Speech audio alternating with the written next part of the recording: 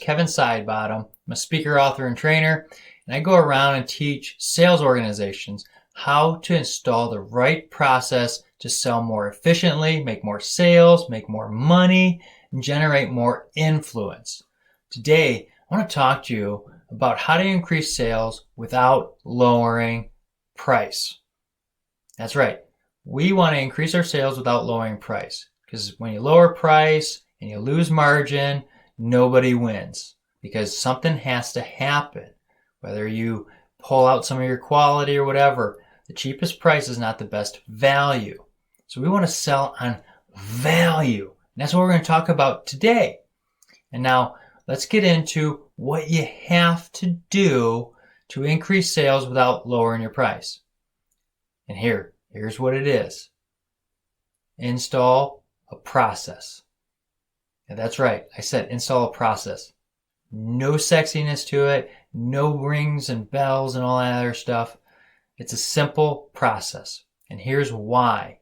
See, the elite of the elite operators in the military, the Navy SEALs, they are not all Harvard graduates, but they are the top performers because they actually install a process. They train, and then they go and review. They train and they review. They train and review. They want to find out what they're doing right and wrong and how to get through some obstacles more efficiently, so that way when they're in the mission, they can actually succeed fairly well. And that's what they do. I mean, they practice and practice, and they have this process set up where they come back and debrief and really study everything. That's what we need to do when we're trying to increase our sales. We need to install the process.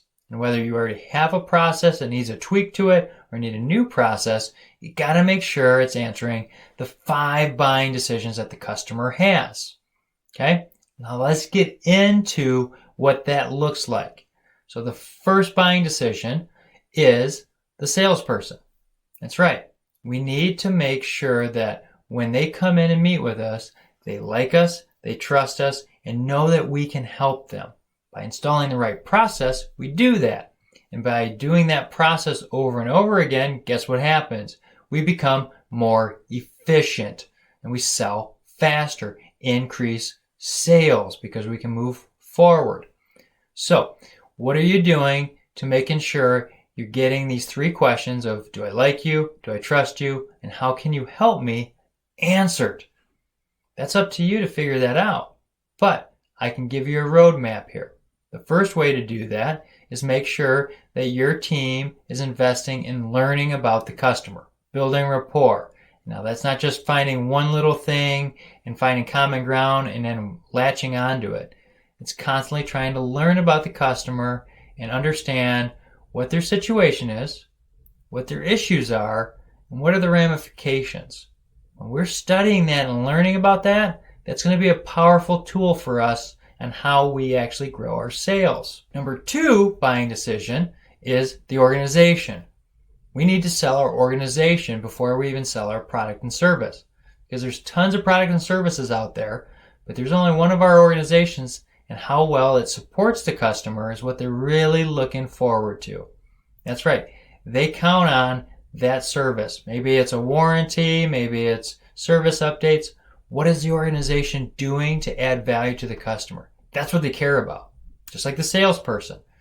We got a lot of work to do to build that foundation before we even get into the sales phase. We got to be asking the right questions and making sure we understand the customer. If we do that, we'll make some more sales. Okay? So we sell ourselves, we sell our organization. Now we get into the third buying decision, is our product. And now, don't try to fast forward through this because you need to grasp onto this.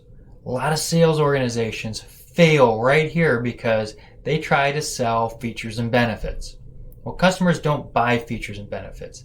They buy answers to their needs. Okay, I'm going to say that one more time. They buy answers to their needs. So we need to be asking questions to pull out all of those needs.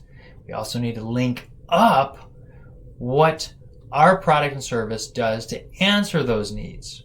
And that's what I do in my sales process. We really flush that out so that way you can learn and help the customer. Okay? So this is a good time where you bring in your sales force to really come and bring up all of these questions and how to structure everything on asking those questions and what those top features and benefits are so you can ask the right questions. By doing so, you'll be able to move on to the fourth buying decision, which is price. Now here is where the rubber meets the road. You find out if all the work you've done is actually going to net you the business and if the customer sees the value, because that's what the customer is buying on, is the value, not the product. That's right. They want to buy what value you're offering, your value proposition that meets their needs. So if you do well, they're going to move on. But if you don't, this is the time you double back into your sales process to answer the right questions and make sure you get the right needs. Okay? So assuming we actually did that correctly, we move into the fifth and final buying decision, which is the time to buy. Now, if we've done so right in the beginning, we know the timetable and we can help move them forward to signing the business. Now, if it's like a pair of jeans, it's really quick. But if it's a big business deal with multi-million dollars and multi-year contracts, it's going to take a little bit longer. But we know that timeline. We move them on to the right buying time. We're actually going to get like an LOI or a purchase order and start moving forward. Now, here's what you got to do. You got to make sure that the customer is successful when they buy, because if they're not, you're not going to net more sales. And here's why. They're going to tell all their friends and colleagues whether you should do business with you or not. And if you make them successful, well, guess what? They're going to be like your own little sales force marketing for you, and you don't even have to pay them. So if you do well, you're going to make more sales. So install the right process. Now, if you have questions about the process, feel free to reach out to me. I'm here to help you. If you like this video, hit like and subscribe so other people can gain this knowledge. See you next time.